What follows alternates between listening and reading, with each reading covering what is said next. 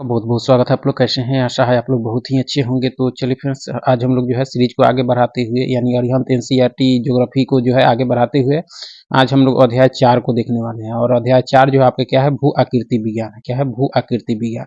और भू आकृति विज्ञान में जो है आपके बहुत से जो है टॉपिक मिलेंगे। जैसे देख सकते हैं कि पृथ्वी की आंतरिक संरचना, भूकंप, ज्वालामुखी, चट्टानें, स्थल रूपों के विकास संबंधी सिद्धांत, आपके भू संचलन या भू आकृति के प्रक्रियाएं मिलेंगे आपको। विभिन्न स्थल रूप, स्थलाकृतियों का विकास, भूमिगत जल, हिमनद, पवन, ये सारे जो आपके मिलने वाले हैं आपके भू आकृति विज्ञान में मिलने वाले हैं। ठीक है, तो इससे संबंधित जो भी प्रश्न है उन प्रश्नों को देखने वाले हैं। क्योंकि यह जो है बहुत ही लंबा वीडियो हो जाएगा, इसलिए हम लोग इसको जो है 2 पार्ट में देखेंगे। तो चलिए अध्याय 4 में जो है भू आकृति विज्ञान के प्रश्नों को यानी कुछ प्रश्नों को आज हम लोग देखेंगे। इसके बाद हम लोग दूसरे पार्ट में देखेंगे। तो अगर आप चैनल पर नए हो तो चैनल को लाइक और सब्सक्राइब जरूर करें। इससे पहले वाला जो भी है उसको हम लोग देख चुके हैं, यानी 3 तक देख चुके हैं, उसका प्लेलिस्ट बना है। अगर आप देखना चाहते हैं तो देख सकते हैं। और अरिहंत एनसीईआरटी बुक में जो है हम लोग physics, chemistry, bio, modern Indian history और आपके पॉलिटी को भी देख चुके हैं। उसको भी अगर आप देखना चाहते हैं तो उसका भी प्लेलिस्ट बना है, आप जाकर देख सकते हैं। तो चलिए भू आकृति विज्ञान में से देखते हैं। तो सबसे पहले जो है पृथ्वी की आंतरिक संरचना से संबंधित प्रश्न है। तो देख सकते हैं कि सबसे पहला है कि निम्नलिखित में से पृथ्वी की आंतरिक संरचना की जानकारी जो है प्राप्त करने का जो है अप्रत्यक्ष स्रोत कौन से हैं आपके? तो ये आपके भूकंप हैं और आपके गुरुत्वाकर्षण है। भूकंप और गुरुत्वाकर्षण जो है आपके क्या है, तो पृथ्वी की आंतरिक संरचना की जानकारी प्राप्त करने के जो अप्रत्यक्ष स्रोत हैं आपके। ठीक है, देख सकते हैं भूकंप एवं गुरुत्वाकर्षण शक्ति जो है पृथ्वी की आंतरिक संरचना की जो है जानकारी प्राप्त करने के अप्रत्यक्ष स्रोत माने जाते हैं। भूकंपीय तरंगों एवं जो है उनकी गति के माध्यम से पृथ्वी की जो है आंतरिक संरचना के बारे में जो है व्यापक जानकारी प्राप्त की जा सकती है। पृथ्वी के विभिन्न जो है अक्षांशीय भागों में जो है गुरुत्वाकर्षण शक्ति में विभिन्नताएं जो है पाई जाती है। विश्व क्षेत्रों में यह शक्ति कम होती है जबकि ध्रुव क्षेत्रों में जो है अधिक होती है। अतः इसके आधार पर भी जो है पृथ्वी की आंतरिक संरचना के बारे में व्यापक जानकारी प्राप्त की जा सकती है। तो देख सकते हैं जो है आपका क्या कौन कौन से भूकंप और गुरुत्वाकर्षण से पृथ्वी की आंतरिक संरचना की जानकारी जो है प्रत्यक्ष स्रोत से प्राप्त की जा सकती है आपका। ठीक है, आगे है कि कथन और कारण दिए गए। पहला कथन कहता है कि गुरुत्वाकर्षण बल का मान जो है ध्रुव पर अधिक और भूमध्य रेखा पर कम होता है। यह कथन क्या है आपका? तो है कि पृथ्वी के अंदर गहराई बढ़ने के साथ साथ जो है तापमान, दाब तथा जो है घनत्व में वृद्धि होती है। तो ये भी सही है आपका, कारण भी सही है। तो ए और आर दोनों सही है। आर जो है कि सही व्याख्या नहीं है आपका। ठीक है, तो देख सकते हैं ए और आर दोनों सही है, परंतु आर जो है ये की सही व्याख्या नहीं है। गुरुत्वाकर्षण बल का मान जो है ध्रुव पर अधिक और भूमध्य रेखा पर जो है कम होता है। यही कारण है कि ध्रुवीय क्षेत्रों में जो है किसी वस्तु का भार जो अधिक, विषुवतीय जो है क्षेत्रों में कम होता है आपका। ठीक है, पृथ्वी के अंदर गहराई बढ़ने के साथ साथ जो है तापमान, दाब तथा जो है घनत्व में वृद्धि होती है। तापमान, दाब तथा घनत्व में वृद्धि होने के कारण जो है पृथ्वी की आंतरिक संरचना में जो विभिन्नता पाई जाती है। चट्टानों की संरचना में जो है इनकी महत्वपूर्ण भूमिका होती है। तो इस तरह से देख सकते हैं कि दोनों सही है, कथन और कारण दोनों आपका क्या है, इसमें सही है। ठीक है, आगे कि नीचे दिए गए कथनों में से जो है कौन सा कथन असत है, कौन सा कथन असत है? तो महाद्वीपीय परपट्टी का निर्माण जो है सिलिका एवं एल्यूमिना जैसे जो है खनिजों से हुआ है, यह कथन सही है। असत है उसको देखना है।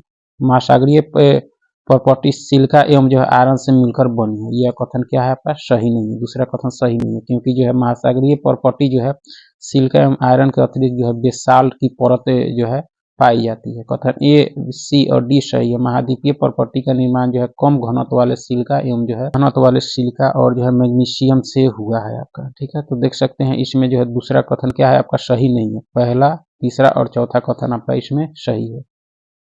आगे कि निम्नलिखित कथनों पर विचार कीजिए। निम्नलिखित कथनों पर विचार कीजिए। उपयुक्त में से कितने कथन जो है पृथ्वी के भूगर्भ के संदर्भ में जो असत है? कितने कथन असत हैं? तो देखा जाए तो पहला कहता है कि भूगर्भ में जो है परपट्टी के नीचे के भाग के जो है मेटल कहा जाता है, यह कथन क्या है आपका? सही है। ठीक है, दूसरा कथन है कि ज्वालामुखी उद्गार के दौरान जो लावा जो है धरातल पर आता है उसका जो स्रोत भूगर्भ का जो है कोर होता है, यह कथन आपका क्या है? सही नहीं है। देख सकते हैं दूसरा कथन सही नहीं, क्योंकि ज्वालामुखी उद्गार के दौरान जो लावा धरातल पर आता है उसका स्रोत जो है मेटल के जो है ऊपरी भाग में स्थित जो है दुर्बलता मंडल को जो है माना जाता है आपका। यह जो है 400 किलोमीटर गहराई तक पाया जाता है। दुर्बलता मंडल जो है आंशिक रूप से पिघला हुआ भाग है आपका, ठीक है। तो इस तरह से देखा जाए तो दूसरा कथन क्या है आपका, सही नहीं है। तीसरा है कि मेटल का जो है विस्तार दुर्बलता मंडल तक पाया जाता है, ये भी कथन क्या है आपका, सही नहीं है। यह जो है 400 किलोमीटर गहराई तक पाया जाता है आपका, ठीक है। तो इस तरह से देखा जाए तो पहला कथन सही है, दूसरा और तीसरा कथन सही नहीं है। पहला कथन आपका सही है, देख सकते हैं पहला कथन सही है। भूगर्भ में जो है परपटी के नीचे के भाग को जो है मेटल कहा जाता है, जिसका विस्तार जो है 200 से 2900 किलोमीटर तक है। यह पृथ्वी के कुल जो है आयतन का 83% भाग जो है घिरे हुए है आपका, ठीक है। तो इस तरह से पहला कथन सही है आपका, मेटल कहा जाता है आपको, ठीक है, जो आपके 83% भाग को जो है घेरे हुए है। आगे की पृथ्वी के कोर के संबंध में जो है दिए गए कथनों पर विचार कीजिए तथा जो है इनमें से सत कथनों की जो है पहचान कीजिए। सत कथन कौन से होता है, पृथ्वी का जो बाह्य क्रोड तरल अवस्था में तथा जो है आंतरिक क्रोड जो है ठोस अवस्था में होता है, यह सही है। पृथ्वी के कुल आयतन में जो है सबसे अधिक हिस्सा क्रोड का पाया जाता है, ये भी कथन आपका सही है। देख सकते हैं दोनों कथन आपका सही है। पृथ्वी के क्रोड के संबंध में दिए गए दोनों कथन जो है सत्य है। पृथ्वी की जो आंतरिक संरचना जटिल होती है। भूकंपीय तरंगों की गति से जो है यह ज्ञात होता है कि पृथ्वी का जो बाह्य क्रोड तरल अवस्था में तथा जो है आंतरिक क्रोड जो है ठोस अवस्था में होती है। पृथ्वी के कुल आयतन में जो सबसे अधिक भाग क्रोड का पाया जाता है।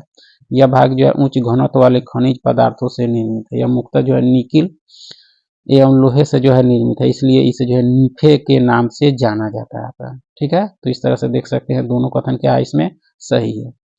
आगे के पृथ्वी के आंतरिक स्वरूप के संदर्भ में जो है कौन सा कथन सही नहीं है। आंतरिक स्वरूप के संदर्भ में कौन सा कथन आपका सही नहीं है, तो महासागरीय भू प्रॉपर्टी का निर्माण जो अवसादी और कार्यान्वित शैलों से हुआ है, यह कथन आपका क्या है, सही नहीं है। क्योंकि महासागरीय भू प्रॉपर्टी का निर्माण जो है अवसादी और कार्यान्वित शैलों से नहीं बल्कि सघन जो है बेसाल्ट शैलों से हुआ है, सघन बेसाल्ट शैलों से हुआ है, ठीक है।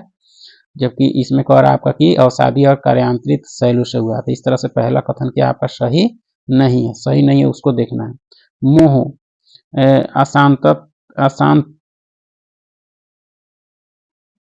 मोह जो है अशांतते जो है भू प्रॉपर्टी को मेटल से अलग करती है, सही है। पृथ्वी के अंदर जो है गहराई के साथ तापमान तथा दाब बढ़ता है, भी सही है। धरातल से जो है क्रोड की ओर जाने पर शैलों का घनत्व बढ़ता है, भी कथन सही है। तो देखा जाए तो पहला कथन इसमें सही नहीं है आपका, ठीक है। आपके भूकंप से संबंधित प्रश्न है, तो भूकंप के संबंध में जो कितने कथन आपके सही नहीं है, कितने कथन सही नहीं है। तो पृथ्वी का वह भाग जहाँ से भूकंप की उत्पत्ति होती है उसे जो है अधिकेंद्र कहते हैं, यह पहला कथन क्या है आपका सही नहीं है। क्योंकि पृथ्वी का वह भाग जहाँ से जो है पृथ्वी भूकंप की जो है उत्पत्ति होती है उसे फोकस या जो है उद्गम केंद्र या जो है अवकेंद्र कहा जाता है, ठीक है। तो इस तरह से देखा जाए तो पहला कथन सही नहीं है। दूसरा है कि भूकंपीय तरंगों को जो है सबसे पहले उद्गम स्थान पर जो है महसूस किया जाता है, ये भी कथन आपका सही नहीं है। देख सकते हैं कि ये भी कथन सही नहीं है, क्योंकि भूकंपीय तरंगों को जो है सबसे पहले अधिकेंद्र पर जो है महसूस किया जाता है आपका, ठीक है। जबकि इसमें कह रहा है आपका कि उद्गम स्थान पर महसूस किया जाता है, ये भी कथन आपका सही नहीं है। भूकंपीय तीव्रता की माप जो है रिक्टर स्केल द्वारा की जाती है, ये कथन सही है। तो पहला और दूसरा गलत है, तीसरा कथन आपका सही है। आगे के निम्नलिखित कथनों पर विचार कीजिए और उपयुक्त में से कौन सा कथन पृथ्वी के जो है अभूतपूर्व तापमान और घनत्व के लिए जो सबसे उपयुक्त स्पष्टीकरण है। क्रोड में जो है सबसे अधिक है, फिर भी जो है यह ठोस स्थिति में है आपका। तो यह जो है आपका कौन सा है, तो चट्टानों का जो रेडियोधर्मी क्षय आंतरिक क्रोड में होता है, यह नहीं है आपका। आंतरिक कोर के अंदर जो पी तरंगों का वेग बढ़ जाता है, ये भी नहीं है आपका, ठीक है। ऊपरी चट्टानों की परतों के कारण जो है आंतरिक क्रोड के अंदर दबाव बढ़ जाता है, इसके यह है आपका, ठीक है। आंतरिक क्रोड जो है अग्नेय चट्टान है, ये भी नहीं है आपका। तो देख सकते हैं क्यों नहीं है। दिए गए कथनों में कथन 3 जो है उपयुक्त घटना के लिए जो सबसे उपयुक्त स्पष्टीकरण है, अर्थात ऊपरी चट्टान की परतों के कारण जो है आंतरिक क्रोड के अंदर दबाव बढ़ जाता है। पृथ्वी के कोर में जो अत्यधिक दबाव ऊपरी चट्टान के जो है भार से उत्पन्न उच्च तापमान और घनत्व जो है आंतरिक कोर को द्रव अवस्था में जाने से रोकता है आपका, ठीक है। इस तरह से देखा जाए तो उपयुक्त जो है स्पष्टीकरण जो है आपका कौन है, तो ऑप्शन सी है, ठीक है। रेडियोधर्मी क्षय एक ऐसी प्रक्रिया है जो ऊर्जा जो है निर्मुक्त करती है और रेडियोधर्मी क्षय चट्टानों के जो है आंतरिक क्रोड में होता है आपका, ठीक है। आंतरिक क्रोड के जो है अंदर पी तरंगों का वेग जो है बढ़ जाता है, वेग में वृद्धि दबाव में जो है परिवर्तन के कारण होती है आपका। आंतरिक क्रोड जो है मुख्य रूप से लोहे और निकिल से जो है बना होता है और वह जो है अत्यधिक उच्च तापमान के बावजूद जो है ठोस रहता है आपका। इस तरह से देखा जाए आपका तो उपयुक्त जो स्पष्टीकरण है आपका, ठीक है। आगे के भूकंपीय तरंगों के संबंध में जो दिए गए कथनों में से जो है कौन से कथन आपके सत्य हैं, कौन से कथन सही हैं? तो प्राथमिक भूकंपीय तरंगे यानी पी ठोस, तरल और गैस तीनों माध्यमों से जो है गुजर सकती है, यह सही है। द्वितीय तरंगे एस जो केवल जो है ठोस पदार्थों के माध्यम से चलती है, यह कथन सही है। तो देखा जाए तो पहला और दूसरा कथन क्या है आपका सत्य है भूकंपीय तरंगों के संबंध में। प्राथमिक तरंगे पी द्वितीय तरंगे एस से जो है अधिक विनाशकारी होता है, यह कथन आपका सही नहीं है, यह अधिक विनाशकारी नहीं होता है आपका। आगे के भूकंपीय तरंगों के संचरण के संबंध में जो दिए गए कथनों पर विचार कीजिए और उपयुक्त में से कौन से कथन आपके सही हैं, कौन से कथन आपके सही हैं। तो पहला कथन है पी तरंगों में जो है कंपन की दिशा तरंग की जो है संचरण की दिशा के जो है समानांतर होती है, यह कथन सही है। इस तरंगे जो है जिस पदार्थ से होकर गुजरती है उसमें जो है आभार और गर्तों का जो है निर्माण करती है, ये भी कथन सही है। तो देखा जाए भूकंपीय तरंगों के संचरण के संबंध में दोनों कथन क्या आपके सही है। भूकंपीय तरंगों के संचरण के संबंध में जो है कथन सही है। तरंगों में जो है कंपन की दिशा जो है तरंग के संचरण की दिशा के जो है समानांतर होती है, यह संचरण जो है गति की दिशा में ही जो है दबाव डालता है। इस तरंग जिस पदार्थ से होकर जो है गुजरती है उसमें जो है उभार एवं जो है गर्तों का निर्माण करती है। इस तरंगे जो है ऊर्ध्वाधर तल में जो है तरंगों की दिशा के समकोण पर कंपन पैदा करती है आपका, ठीक है। तो इस तरह से देख सकते हैं कि जो है दोनों कथन क्या है आपके भूकंपीय तरंगों के संचरण के संबंध में सही है आपका। आगे के निम्नलिखित कथनों पर विचार कीजिए और उपयुक्त में से कौन से कथन आपके सही हैं, कौन से कथन सही है। तो भूकंप लेखी यानी सिस्मोग्राफ में जो इस तरंगों से जो है पूर्व पी तरंगे जो है अभिलिखित की जाती है, यह कथन सही है। पी तरंगों में जो है अलग अलग कण तरंग प्रसार की जो है दिशा में आगे पीछे कंपन करते हैं, जबकि इस तरंगों में जो है कण तरंग जो है प्रसार की दिशा के जो है समकोणीय ऊपर नीचे कंपन करते हैं, यह कथन दोनों कथन आपका क्या है सही है आपका, ठीक है। आगे के निम्न कथनों पर विचार कीजिए तथा इनमें जो है सही कथनों की जो है पहचान कीजिए। भूकंपीय तरंगे जो है अभिलेखित होने वाले जो है क्षेत्र को भूकंपीय छाया क्षेत्र कहा जाता है, क्या है यह कथन क्या है आपका तो सही नहीं है, ठीक है। पी भूकंपीय तरंगों का छाया जो है एस क्षेत्र यानी छाया क्षेत्र जो है एस भूकंपीय छाया क्षेत्र से जो है अधिक विस्तृत है, ये भी कथन आपका सही नहीं है, दोनों कथन सही नहीं, देख सकते हैं दोनों कथन सही नहीं। भूकंपीय तरंगे जो है अभिलेखित न होने वाले क्षेत्र को जो है भूकंपीय छाया क्षेत्र कहा जाता है, ठीक है। अभिलेखित न होने वाले क्षेत्र को भूकंपीय छाया क्षेत्र कहा जाता है, जबकि इसमें कह रहा है आपकी अभिलेखित होने वाले क्षेत्र को जो भूकंपीय छाया क्षेत्र कहा जाता है, इसलिए पहला कथन आपका सही नहीं है। दूसरा कहता है कि इस तरंग का छाया जो है क्षेत्र पी भूकंपीय तरंग के छाया क्षेत्र से जो है अधिक विस्तृत होता है, यह जो है पृथ्वी के 40% भाग से भी जो है अधिक होता है। भूकंपीय छाया क्षेत्र के जो है माध्यम से अधिक केंद्र को आसानी से ज्ञात किया जा सकता है। तो यहाँ कह रहा है कि इस तरंग का छाया क्षेत्र जो है पी भूकंपीय तरंग के छाया क्षेत्र से जो है अधिक विस्तृत है, जबकि इसमें कह रहा है कि भूकंपीय जो है पी भूकंपीय तरंगों का छाया क्षेत्र जो है इस भूकंपीय छाया क्षेत्र से अधिक विस्तृत है, यहाँ उल्टा दे रहा है, इसलिए दूसरा कथन भी आपका यहाँ सही। तरंगों के संबंध में जो निम्न कथनों पर विचार कीजिए और उपयुक्त कथनों में से कितने कथन आपके सही हैं। पी तरंगों के संबंध में कितने कथन आपके सही हैं। तो पहला कथन कहता है कि पी तरंगे जो है सिस्मोग्राफ से जो है टकराने वाली पहली तरंगे है, यह सही है, ठीक है। ये तरंगे जो है चट्टानों को भयंकर रूप से जो है कंपित करती है, यह कथन दूसरा, पहला और दूसरा कथन क्या है आपका सही है, ठीक है। ये तरंगे केवल जो है द्रव तथा ठोस माध्यमों में ही जो है गमन कर सकती है, कौन सी तरंगे आपकी पी, यह कथन आपका सही नहीं है, तीसरा कथन आपका सही नहीं है, देख सकते हैं तीसरा कथन सही नहीं, क्योंकि पी तरंगे जो है ठोस द्रव तथा गैस तीनों माध्यमों में जो है संचलन करने में जो सक्षम होती है, न कि केवल द्रव एवं गैसीय माध्यम से। इस तरह से देखा जा सकता है कि जो है इस पी तरंगों के संबंध में जो है पहला दूसरा सही है, तीसरा कथन आपका सही नहीं है। आगे के भूकंप के बारे में जो निम्नलिखित कथनों पर विचार कीजिए और उपयुक्त में से कितने कथन आपके सही हैं। भूकंप के बारे में कितने कथन आपके सही हैं। तो पहला कहता है कि पृथ्वी के अंदर का वह बिंदु जहाँ भूकंप की ऊर्जा जो है निकलती है अधिकेंद्र कहलाता है। यह कथन आपका सही नहीं है। पहला कथन क्या है? सही नहीं है, क्योंकि जो है पृथ्वी के अंदर का वह बिंदु जहाँ से जो है भूकंपीय ऊर्जा जो है निकलती है भूकंप मूल कहलाता है। क्या कहलाता है? भूकंप मूल। इस तरह से पहला कथन क्या है आपका? सही नहीं है। पृथ्वी की सतह पर वह बिंदु जहाँ भूकंपीय तरंगों का जो है सबसे पहले अनुभव किया जाता है अधिकेंद्र जो है कहलाता है। यह कथन क्या है आपका? सही है आपका। दूसरा कथन क्या है? सही है। तीसरा है कि भौतिक तरंगे पृथ्वी की सतह को जो है सबसे अधिक नुकसान पहुंचाती है। यह कथन आपका सही नहीं है। पहला और तीसरा कथन सही नहीं है, दूसरा कथन ही सही है। देख सकते हैं पृथ्वी की सतह को जो है सबसे अधिक नुकसान भौतिक तरंगे नहीं बल्कि जो है सतही तरंगे जो है पहुंचाती है आपका, ठीक है, क्योंकि यह तरंगे जो है रोलिंग गति उत्पन्न करती है जो इमारतों एवं जो अन्य संरचनाओं को जो है क्षति पहुंचती है। यह ठोस, तरल एवं जो है गैस तीनों माध्यमों में जो है गुजर सकती है। भौतिक तरंगे ऐसी जो भूकंपीय तरंगे है जो पृथ्वी के आंतरिक भाग से होकर गुजरती है। तो इस तरह से देख सकते हैं कि जो है भौतिक तरंगे नहीं आपकी सतही तरंगे जो है सबसे अधिक नुकसान पहुंचाती है, ठीक है। आगे की धरातल पर उत्पन्न जो है विभिन्न प्रकार के भूकंप तथा उनके जो उत्पन्न होने के कारण से जो संबंधित दिए गए युग्मों पर जो है विचार कीजिए और उपयुक्त में से कौन से युग्म जो है सही सुमेलित हैं।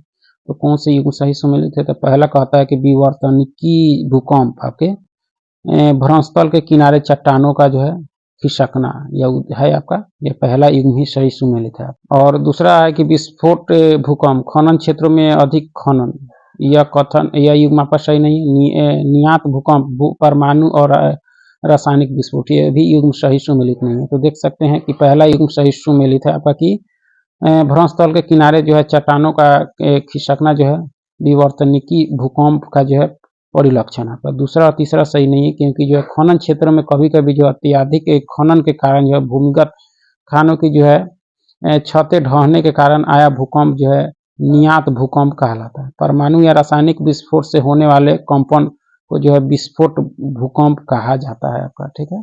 इस तरह से देखा जाए तो दूसरा और तीसरा युग्म सही सुमेलित आपका नहीं है आपका इसमें, ठीक है। आगे के निम्न कथनों पर विचार कीजिए और उपयुक्त में से कौन से कथन आपके सही हैं। कौन से कथन आपके सही हैं? तो देखा जाए तो पहला कहता है कि लगभग जो है 68% भूकंप जो है प्रशांत महासागर के उस क्षेत्र में आते हैं जिसे जो है रिंग ऑफ फायर अग्नि वलय कहा जाता है। यह कथन सही है। विश्व के लगभग जो 21% भूकंप पृथ्वी के मध्य जो है पर्वतीय पट्टी में आते हैं और यह जो है पट्टी मैक्सिको से जो है हिमालय पर्वत तक फैली है। यह भी सही है आपका। अफ्रीकी झीलों, लाल सागर तथा मृत सागर वाली जो है पट्टी में भूकंप अक्सर नहीं आते हैं। ये भी सही है। भारत में जो अधिकांश भूकंप हिमालय पर्वतीय तथा जो है पर्वतीय जो है पदीय क्षेत्रों में जो है आते हैं। सारे युग्म इसमें क्या है आपके सही है, क्योंकि में से सारे युग्म क्या है आपके सही है। आगे है कि भारत में आने वाले भूकंपों के संबंध में कौन सा कथन आपका सही नहीं है। कौन सा कथन सही नहीं है? तो लातूर का भूकंप वर्ष जो है 1993 में आया था। यह क्षेत्र जो है प्राय भूकंप मुक्त है। यह कथन सही है आपका। कौन सही नहीं उसको देखना है। लातूर के भूकंप का कारण जो है जलाशय जनित जो है चट्टानी दरार थी। यह सही आपका नहीं है आपका। देख सकते हैं दूसरा युग्म सही सुमेलित नहीं है आपका, ठीक है, क्योंकि लातूर महाराष्ट्र में जो वर्ष 1993 में भूकंप आया था जिसने जो है वैज्ञानिकों को जो है आश्चर्य में डाल दिया था, क्योंकि यह क्षेत्र जो है प्राय भूकंप मुक्त जो है माना जाता है। लातूर के भूकंप का कारण जो है जलाशय जनित नहीं बल्कि भारतीय प्लेट का जो है खिसकना या जो है भ्रंशन पर पड़ने वाला दबाव था आपको। तो इस तरह से दूसरा मतलब दूसरा कथन सही नहीं है। तीसरा है कि कोयना बांध क्षेत्र के भूकंप का कारण जो है भारतीय प्लेट का जो है खिसकना था। ये भी सही नहीं है। देख सकते हैं कोयना बांध क्षेत्र में जो है 1967 में जो आए भूकंप का मुख्य कारण जो जलाशय जनित था आपका, ठीक है। क्या था इसका? जलाशय जनित, जबकि इसमें कह रहा है भारतीय प्लेट का खिसकना था आपका। तो इस तरह से देखा जाए तो दूसरा और तीसरा युग्म जो है कथन जो है आपका सही नहीं है, ठीक है। आगे है कि निम्न में से कौन जो है भूकंप के उत्पन्न प्रमुख प्रभाव को जो है अभिलेखित करता है आपका। कौन करता है? तो सुनामी करता है, भूस्खलन करता है, धरातलीय विसंगति करता है, धरातलीय विस्थापन करता है। ये सारे करते हैं आपके भूकंप से उत्पन्न जो है प्रमुख प्रभाव को जो है अभिलेखित करते हैं ये सारे आपके, ठीक है। आगे कि भूकंप के संबंध में जो निम्नलिखित कथनों पर जो है विचार कीजिए और उपयुक्त में से कौन से कथन आपके सही हैं। तो भूकंप की तीव्रता को जो है मर्केली स्केल पर मापा जाता है। यह कथन आपके क्या है? सही है, ठीक है। भूकंप का जो है मैग्नीट्यूड विमुक्त ऊर्जा की माप है, ये भी सही है आपका। भूकंप के जो है मैग्नीट्यूड भूकंपीय तरंगों के जो है सीधे मापने पर आधारित है, ये भी सही है। रिएक्टर स्केल में जो है प्रत्येक पूर्णांक विमुक्त ऊर्जा के परिणाम में जो है 100 गुनी वृद्धि का निदर्शन करता है। यह कथन आपका क्या है, सही नहीं है। देख सकते हैं चौथा कथन आपका सही नहीं है, क्योंकि जो है रिएक्टर स्केल के अनुसार जब भूकंप की तीव्रता जो है 0 से 10 गुना तक होती है। यह एक जो है गणितीय मापक है। इसका प्रत्येक बिंदु जो है दूसरे बिंदु की तीव्रता की जो है 10 गुना अधिक तीव्रता रखता है। भूकंपीय तीव्रता जो है भूकंप के दौरान ऊर्जा मुक्त होने से संबंधित है आपका, जबकि इसमें कर आपका 100 गुना आपका, ठीक है। तो इस तरह से चौथा कथन क्या है, सही नहीं है। पहला, दूसरा, तीसरा आपका सही है। आगे है कि रिंग ऑफ जो है फायर शब्द जो है निम्न में से किससे संबंध है, किससे संबंध है, तो भूकंप से है आपका, ठीक है, ज्वालामुखी से है, प्रशांत महासागर से आपका। रिंग ऑफ फायर भूकंप, ज्वालामुखी तथा जो है प्रशांत महासागर से जो है संबंध है। प्रशांत परिमेखला में जो सबसे अधिक सक्रिय ज्वालामुखी है, जो एशिया तथा जो है अमेरिका के तटों पर जो है स्थित है। इसे जो है अग्निवलय रिंग ऑफ फायर भी कहते हैं। प्रशांत महासागर में स्थित जो है रिंग ऑफ फायर भूकंपीय परिघटनाओं के लिए भी जो है जाना जाता है। विश्व के लगभग 2/3 ज्वालामुखी जो है प्रशांत महासागर के वृत्त में जो है पाए जाते हैं। इसके खोजकर्ता एच जो है बेनियोफ 1940 है आपका, ठीक है। इस तरह से देखा जाए तो रिंग ऑफ जो है फायर संबंधित है आपके भूकंप से, ज्वालामुखी से आपके, ठीक है, और प्रशांत महासागर से। आगे है कि दक्कन ट्रैप के शैल समूह जो है किस प्रकार के ज्वालामुखी उद्गार का जो है परिणाम है, तो यह आपके क्या है, तो बेसाल्ट प्रवाह क्षेत्र ज्वालामुखी जो है का परिणाम है आपका। देख सकते हैं दक्कन ट्रैप यानी दक्कन का पठार के शैल समूह का निर्माण जो है बेसाल्ट प्रवाह क्षेत्र जो है ज्वालामुखी से हुआ है। बेसाल्ट प्रवाह जो है ज्वालामुखी अत्यधिक लावा उगलते हैं तथा जो है दूर तक प्रवाहित होते हैं। यह प्रवाह जो है 50 मीटर से अधिक मोटे हो सकते हैं। भारत में जो प्रायद्वीपीय पठार बेसाल्ट लावा प्रवाह क्षेत्र है आपका, ठीक है। आगे कि ज्वालामुखी प्रक्रिया के संबंध में दिए गए कथनों में जो है कितने कथन आपके सही हैं, कितने कथन सही हैं, तो पहला कथन है ज्वालामुखी प्रक्रिया के दौरान जो है तरल चट्टानी पदार्थ भूगर्भ के जो है दुर्बलता मंडल से जो है निकलकर बाहर धरातल पर आता है। यह सही आपका। तरल चट्टानी पदार्थ जो दुर्बलता मंडल से जो है निकलकर धरातल पर पहुंचता है उसे लावा कहा जाता है। यह दोनों कथन आपका सही है। ज्वालामुखी प्रक्रिया में केवल सल्फर के जो है यौगिक बाहर निकलते हैं, यह कथन आपका सही नहीं है। देख सकते हैं कथन 3 जो है सही नहीं, क्योंकि ज्वालामुखी प्रक्रिया में जो है सल्फर के अतिरिक्त जो है CO2 CH4 SO2 जल वाष्प NH3 भी निकलते हैं आपका, ठीक है। ज्वालामुखी के संबंध में जो निम्न में से कौन से कथन आपके असत हैं, कौन से कथन असत हैं, तो यह ज्वालामुखी बेसाल्ट से निर्मित होते हैं, यह सही है। हवाई द्वीप के जो है ज्वालामुखी इसके सबसे अच्छे उदाहरण है, भी कथन सही है। यह ज्वालामुखी अधिक विस्फोटक होते हैं, यह कथन आपका सही नहीं है। इस ज्वालामुखी के निकास पर जो है सिंडर शंकु का जो है निर्माण होता है, यह कथन सही है। तीसरा कथन सही नहीं है कि यह ज्वालामुखी जो अधिक विस्फोट होते हैं आपका। कौन सा, सील्ड ज्वालामुखी के संबंध। देख सकते हैं सील्ड ज्वालामुखी के संबंध में कथन 3 असत है, क्योंकि सील्ड ज्वालामुखी में लावा जो है अधिक तरल होता है। यह मुख्यतः जो है बेसाल्ट निर्मित होते हैं। अधिक तरल लावा के कारण जो ज्वालामुखियों का जो तीव्र ढाल नहीं बन पाता। ऐसे ज्वालामुखियों में जो उद्गार के समय विस्फोट नहीं होते यहाँ पे, ठीक है। हवाई द्वीप के ज्वालामुखी इसके जो अच्छे उदाहरण है। इसके जो है निकास पर सिंडर शंकु का जो निर्माण होता है। ज्वालामुखी के उदाहरण जो है ब्रिटिश कोलंबिया कनाडा में जो है इल्गा चूज रेंज है आपका, ठीक है। आगे के निम्नलिखित में से कौन सा कथन आपके सही है, कौन से कथन सही है, तो ज्वालामुखी उद्गार के दौरान जो निकलने वाला लावा के जो है ठंडा होने से जो है बेसाल्ट सेल का निर्माण होता है, यह सही नहीं है। जब लावा जो है धरातल के नीचे ठंडा होकर जम जाता है तो उसमें जो है पातालीय सेल का निर्माण होता है, यह कथन आपका सही है। दूसरा कथन सही है। देख सकते हैं पहला कथन सही नहीं, क्योंकि ज्वालामुखी उद्गार के दौरान जो है मैग्मा के धरातल पर जो है आकर ठंडे होने से जो चट्टाने बनती है उसे बेसाल्ट चट्टाने जो है कहलाती है, वह बेसाल्ट चट्टाने कहलाती है, ठीक है। जब ठंडा होने से कह रहा है आपका, जबकि इसमें है आपका कि मैग्मा के धरातल पर जो है आकर ठंडे होने से जो चट्टाने बनती है वो आपके बेसाल्ट चट्टाने कहलाती है। तो इस तरह से पहला कथन क्या है आपका सही नहीं है। दूसरा कथन आपका क्या है, सही है।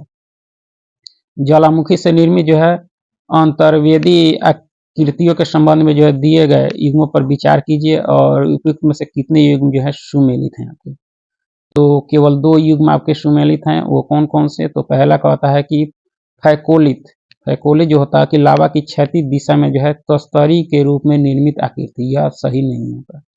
ठीक है, देख सकते हैं जब लावा का जमाव जो है अपनति एवं जो है समनति के रूप में हो तो इस आकृति को जो है फैकोलित कहते हैं आपका। ठीक है, जबकि इसमें कह रहा है आपका कि लावा की जो है क्षैतिज दिशा में जो है तस्तरी के रूप में निर्मित आकृति को, या इसलिए पहला युग्म सुमेलित नहीं है। सील अंतर्वेदी आग्नेय चट्टानों का जो है क्षैतिज तल में जो है चादर के रूप में जमाव, यह युग्म सही सुमेलित है आपका। ठीक है, डाइक लावा प्रवाह की दरारों में जो है लंबवत दीवार की भांति संरचना, यह आपका सही है। तो दूसरा और तीसरा युग्म क्या है इसमें सही सुमेलित है आपका। ठीक है, आगे की ज्वालामुखी के संबंध में कौन से कथन आपके सही नहीं, कौन से कथन सही नहीं है? तो बेसाल्ट लावा में जो है जब सिलिका की मात्रा कम होती है तब जो है कम ढाल वाला ज्वालामुखी बनता है, यह सही है। प्रसूत ज्वालामुखी में हमेशा उद्गार जारी रहता है, यह सही नहीं, क्योंकि यह सक्रिय में होता है। ज्वालामुखी गीजर गौर में जल के झरने तथा जो है विवर झीलों के रूप में जो है सुंदर प्राकृतिक दृश्यों का निर्माण करते हैं, सही है। प्रशांत महासागर की जो है मेखला अग्नि वलय में जो है सर्वाधिक सक्रिय ज्वालामुखी अवस्थित है, ये भी कथन आपका सही है। तो इसमें दूसरा कथन आपका क्या है, सही नहीं है। उसके बाद जो है आपके चट्टाने से जो संबंधित प्रश्न है, तो कहता है कि निम्नलिखित में से कौन सी विशेषता जो है अग्नेय चट्टानों के संदर्भ में जो है सही नहीं है।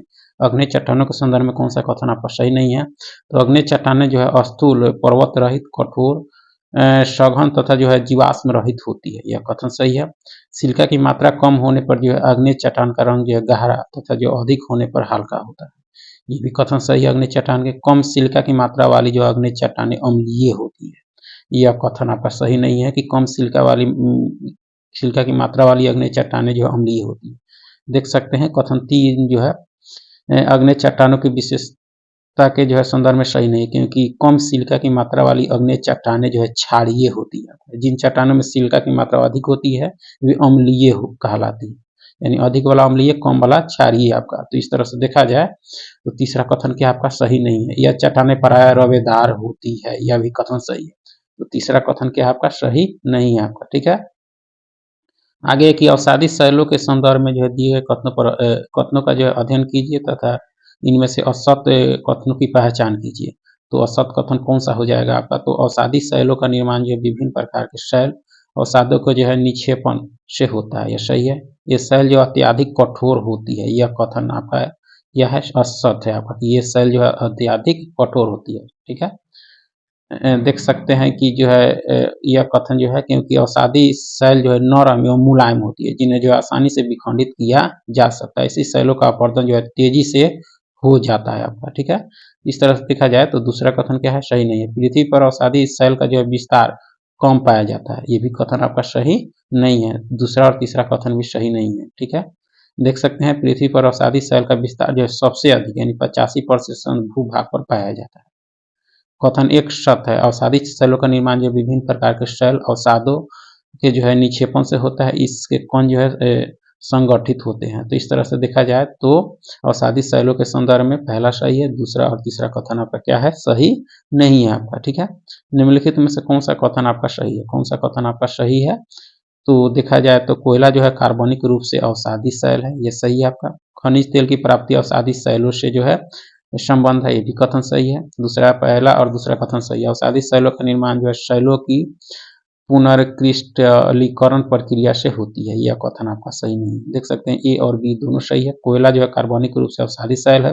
वनस्पतियों के जो है भूगर्भिक भाग में जो है दबने एवं जो है तापीय रूपांतरण के कारण कोयले का निर्माण हुआ। खनिज तेलों में जो है तेलों के भंडार अवसादी चट्टानों में पाए जाते हैं। कथन 3 सही नहीं, क्योंकि अवसादी या जो है परतदारीय शैलों का निर्माण जो है अवसादों के जमाव से होता है आपका। ठीक है, तो इस तरह से तीसरा कथन क्या है, सही नहीं है। पहला और दूसरा कथन आपका सही है आपका। ठीक है, आगे एक निर्माण के पद्धति के आधार पर दिए गए अवसादी शैलों के वर्गीकृत जो है युग्मों में से कौन सी जो है सुमेलित है, कौन सी जो है सही सुमेलित है आपका? सही सुमेलित कौन सी है? तो यांत्रिक रूप से निर्मित आपका बालूकास और जो है पिंडशिला, यह युग्म सही है। कार्बनिक रूप से निर्मित आपका अवसादी शैल जो हो जाएगा आपके गिराइट एवं जो है खड़िया हो जाएगा। ठीक है, रासायनिक रूप से निर्मित आपके चूना पत्थर और कोयला, यह युग जो है सही सुमेलित नहीं है। देख सकते हैं बालूकाश और जो है पेनिनसुला का निर्माण जो है यांत्रिक रूप से होता है, जबकि गिजराइट और खड़िया का निर्माण जो है कार्बनिक रूप से होता है, जिस जैसा कि दिया है आपका, ठीक है। अर्थात जो है जीवों के अवशोषित भाग से जो है इनका निर्माण यानी इसका निर्माण होता है। कथन 3 सही यानी युग 3 सुमेलित नहीं है, क्योंकि चूना पत्थर और कोयले का निर्माण जो वनस्पतियों के भूगर्भिक भाग में जो है दबने और तापीय रूपांतरण द्वारा हुआ। इसमें जो है रासायनिक क्रियाकलापों की भूमिका नहीं है आपका, इसलिए देखा जाए तो तीसरा युग क्या है, सही सुमेलित आपका नहीं है। आगे के निम्नलिखित कथनों पर विचार कीजिए और आर्कियन शैल प्रणाली भारत की जो है सबसे पुरानी शैल प्रणाली है, यानी एक विकल्प सही उत्तर का चयन करना है। तो ये पहला सही है। सबसे कम जो है आर्कियन शैल नीच है, कथन क्या है, सही है।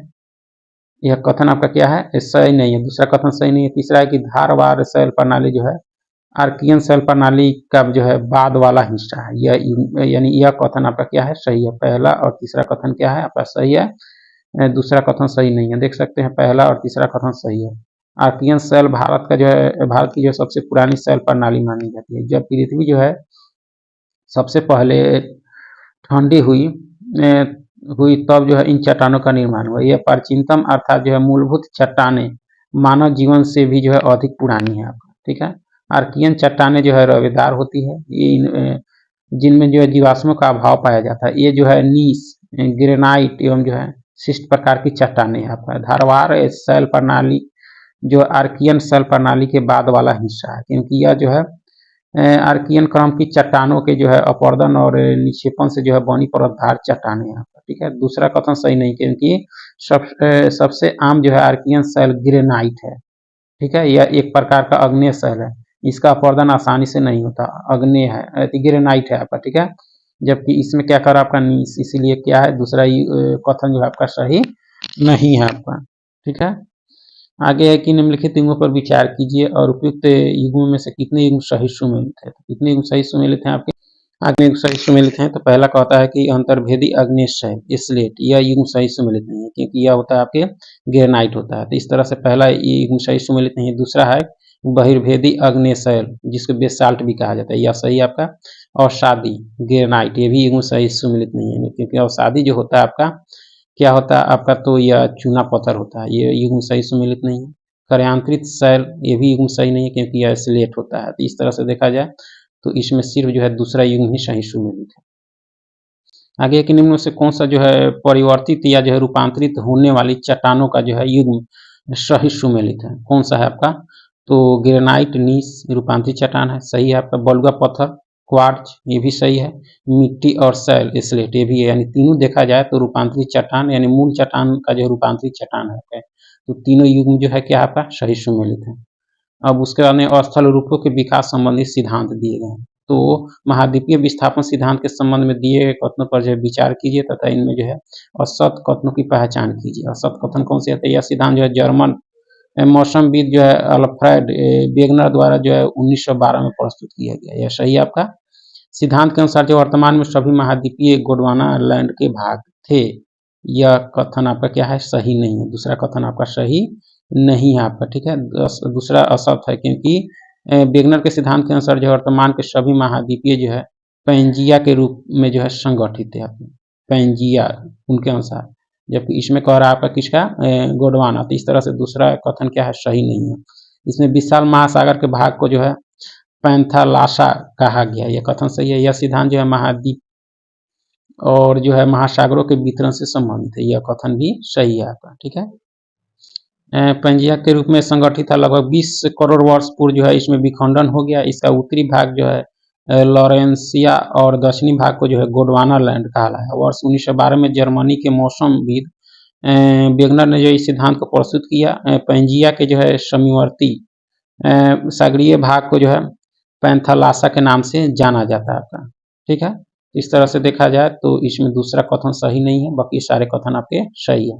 आगे के निम्न से कौन सा जो है महाद्वीपीय विस्थापन के पक्ष में जो है परमाणु को प्रस्तुत करता है, कौन करता है आपका, तो महाद्वीपों की तट रेखा की जो साम्यता, प्लेसर निक्षेप, महासागरों के पार जो है चट्टानों की आयु में समानता, जीवाश्म का वितरण, ये सारे आपके क्या करते हैं, परमाणु को प्रस्तुत करते हैं, विस्थापन के पक्ष में परमाणु प्रस्तुत करते हैं आपका। ठीक है, आगे है कि पुरातन जलवायु और जो है महाद्वीपों के विस्थापन के संदर्भ में महत्वपूर्ण भूमिका निभाने वाले जो है टीलाइट के संबंध में कौन सा कथन आपका सही नहीं है, कौन सा कथन आपका सही नहीं है, तो ये जो है पौनों के निक्षेपण से जो है निर्मित रूपांतरित चट्टानें हैं, यह कथन आपका क्या है, पहला कथन ही आपका सही नहीं है। देख सकते हैं पहला कथन सही नहीं है, क्योंकि टीलाइट जो है पौनों के निक्षेप से निर्मित रूपांतरित चट्टानें नहीं है, बल्कि ये जो है आपके अवसादी चट्टानें हैं जो हिमानी निक्षेपण से जो है निर्मित होती है। इनका जो है जमाव विस्तृत और लंबे समय तक जो है हिमावरण और हिमाच्छादन की ओर जो है इंगित करता है।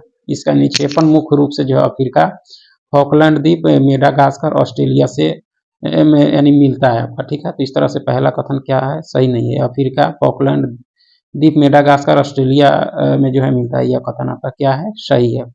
ठीक है, आगे की महाद्वीपीय विस्थापन के लिए जो है वेगनर ने जो है किस बल को जो है उत्तरदायी माना, या माना गया किसको, तो ज्वारीय बल को और आपके पोलर और ध्रुवीय फ्लीइंग बल को आपको। ठीक है, किसके द्वारा, वेगनर के द्वारा ये दोनों बल को माना गया उत्तरदायी, यानी फ्लीइंग बल आपका। ठीक है, इस तरह से देख सकते हैं कि महाद्वीपीय विस्थापन के लिए जो है वेगनर ने जो है ज्वारीय बल एवं जो है पोलर या जो है फ्लीइंग बल यानी ध्रुवीय खिसकाव बल को जो है उत्तरदायी माना। पूरब से जो है पश्चिम एवं पश्चिम से पूरब की ओर जो है विस्थापन के लिए वेगनर ने जो ज्वारीय बल को, तथा जो है उत्तर से दक्षिण एवं दक्षिण से उत्तर की ओर जो है विस्थापन के लिए ध्रुवीय फ्लीइंग जो है यानी पलायन बल को जो है उत्तरदायी माना। गुरुत्वाकर्षण और घर्षण बल की विस्थापन में जो है कोई भूमिका नहीं थी आपका, इसके अनुसार, तो आपके वेगनर के अनुसार। ठीक है, आगे की महाद्वीपों के विस्थापन के संबंध में जो है आर्थर होम्स द्वारा प्रस्तुत संवहन धारा सिद्धांत के संबंध में कौन सा कथन आपका सही है, तो इसके संबंध में कौन सा कथन सही है, तो पहला है कि इस सिद्धांत के अनुसार जो पृथ्वी के मेटल में संवहन धाराओं का तंत्र पाया जाता है, यह कथन सही है। इस सिद्धांत के अनुसार जो संवहन धाराएं चुंबकीय तत्वों से प्रवाहित होकर उत्पन्न होती है, यह कथन आपका सही नहीं है। यानी देख सकते हैं पहला कथन सही है। इस सिद्धांत के अनुसार पृथ्वी के मेटल में जो संवहन धाराओं का तंत्र पाया जाता है, यह संवहन धाराएं जो है ऊर्जा मुक्त खनिजों के विखंडन के परिणाम स्वरूप होती है आपका। ठीक है, आगे के नीचे दिए गए युग्म में से कौन से युग्म जो है सही सुमेलित है, कौन से सही सुमेलित है आपका, तो पहला कहता है कि महाद्वीपीय सीमा महाद्वीपीय किनारों तथा जो है गहरे समुद्री बेसिन के बीच का भाग है, यह कथन सही है। ठीक है, वितलीय मैदान महाद्वीप तटों तथा जो है मध्य महासागरीय कटकों के बीच का जो है मैदान है, यह कथन आपका सही है। तो पहला और दूसरा कथन सही है। मध्य महासागरीय कटक जो है महासागरीय जल के ऊपरी भाग में पर्वत श्रृंखला, यह कथन आपका सही नहीं है। तीसरा कथन आपका सही नहीं है, देख सकते हैं तीसरा सही सुमेलित नहीं है। महासागरीय जल के तलीय भाग पर जो है विशेष उभरे भाग को जो है मध्य महासागरीय कटक के नाम से जाना जाता है। अटलांटिक तथा जो हिंद महासागर में इन कटकों का विस्तार सर्वाधिक है आपका, महासागरीय कटक के नाम से जाना जाता है आपका। ठीक है, जबकि इसमें कह रहा है मध्य महासागरीय कटक, यह कथन आपका ये सही नहीं है। चलिए आगे है कि प्लेट विवर्तनिकी के संबंध में जो है निम्न में से कितने कथन आपके सही नहीं है, कितने कथन आपके सही नहीं है, तो देखा तो पहला कहता है कि मैकेंजी, पार्कर और मॉर्गन ने जो प्लेट विवर्तनिकी अवधारणा को प्रस्तुत किया, यह कथन सही नहीं है। विवर्तनिकी प्लेट महाद्वीपीय और महासागरीय स्थल खंडों से जो है मिलकर बनी हुई है, ये भी कथन आपका क्या है, सही नहीं है आपका। ठीक है, तीसरा कहता है प्लेट विवर्तनिकी सिद्धांत के अनुसार जो पृथ्वी का जो है स्थल मंडल 6 मुख्य प्लेटों से निर्मित है, यह कथन सही है। नजका प्लेट जो है एशिया महाद्वीप और प्रशांत महासागरीय प्लेट के बीच स्थित है, यह कथन आपका सही है। तीसरा और चौथा कथन प्लेट विवर्तनिकी के संबंध में क्या है, सही है आपका। ठीक है, प्लेट विवर्तनिकी सिद्धांत के अनुसार जो है स्थल मंडल को मुख्य को जो है 7 मुख्य प्लेटों और कुछ जो है छोटी प्लेटों में विभाजित किया गया है। निम्नलिखित में से कौन सी छोटी प्लेटों के उदाहरण है, उनकी पहचान की, तो आपका कौन है, तो कोकोस प्लेट है आपका। ठीक है, उसके बाद में जो फिलीपीन प्लेट है, उसके बाद आपका कैरोलिन प्लेट है, उसके बाद आपके फ्यूजी प्लेट है आपका। ठीक है, इस तरह से देख सकते हैं कोकोस फिलीपीन और कैरोलिन फ्यूजी नजाका छोटी प्लेटों के जो उदाहरण है। प्लेट विवर्तन तकनीकी सिद्धांत के अनुसार जो स्थल मंडल को 7 मुख्य जो है प्लेटों में विभाजित किया गया है। इसके अतिरिक्त कुछ जो है छोटी प्लेटों में जो है विभक्त किया गया है, जबकि अफ्रीकी प्लेट बृहत प्लेटों की श्रेणी के अंतर्गत आती है। ये सभी प्लेटें जो है स्वतंत्र रूप से जो है गतिशील होती है आपका, ठीक है।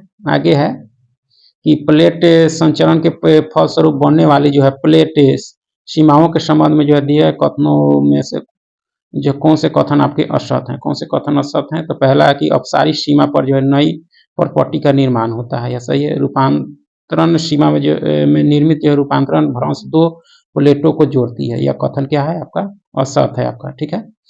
अभिसरण सीमा पर एक प्लेट जो है दूसरी प्लेट के नीचे धंसती है, ये भी सही है। और अपसारी सीमा के अंतर्गत प्लेटें एक दूसरे से जो है अलग हटती है, ये भी कथन सही है। तो देखा जाए तो दूसरा कथन क्या है, सही नहीं है। प्लेट संचरण के फलस्वरूप बनने वाली प्लेट सीमाओं के संबंध में दूसरा कथन सही नहीं है। आप देख सकते हैं दूसरा कथन असत है, क्योंकि रूपांतरण सीमा में निर्मित जो है रूपांतरण भ्रंश 2 प्लेटों को जो है आपस में जोड़ते नहीं, बल्कि रूपांतरण सीमा के सहारे जो है 2 प्लेटें समानांतर खिसकती है आपका, ठीक है।